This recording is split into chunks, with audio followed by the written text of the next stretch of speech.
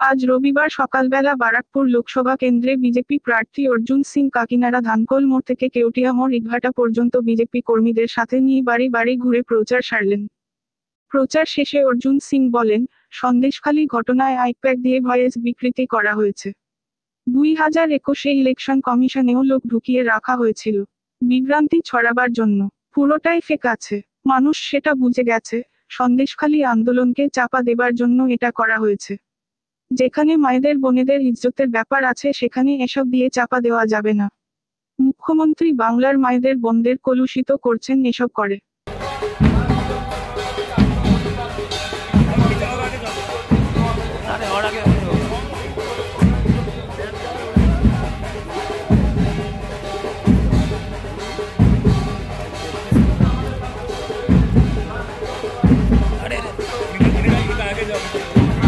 अरे और आगे नहीं जाएगा, फोटो नहीं आएगा, फोटो नहीं आएगा ना।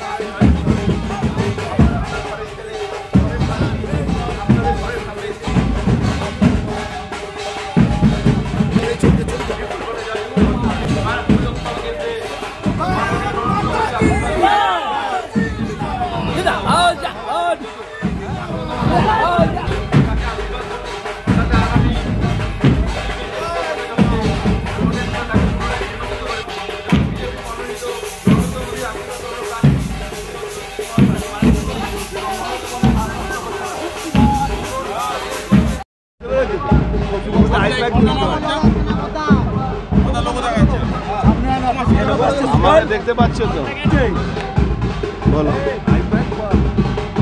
দাদা, একটা সন্দেশখালী নিয়ে ভাইরাল ভিডিও প্রচার হচ্ছে শুভেন্দু অধিকারীকে জড়িয়ে।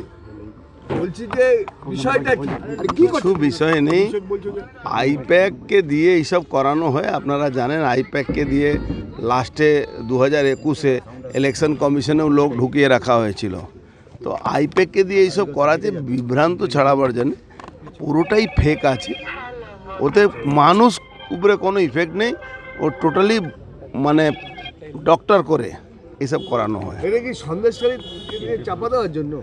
হ্যাঁ, আর কি আছে, সন্দেশখালী আন্দোলনকে চাপা দেওয়ার জন্য এইসব করা হচ্ছে। অসম্ভব, যেখানে মায়েদের দিদিদের বোনেদের ইজ্জতের ব্যাপার আছে সেখানে এইসব দিয়ে চাপা যায় না। একদিকে রাজ্যপাল, তারপরে ভাইরাল ভিডিও, বিষয়টা কি? মমতা ব্যানার্জি বাংলার মায়েদের বোনদের মানে সম্মানটাকে কলুষিত করছেন এইসব করিয়ে করিয়ে।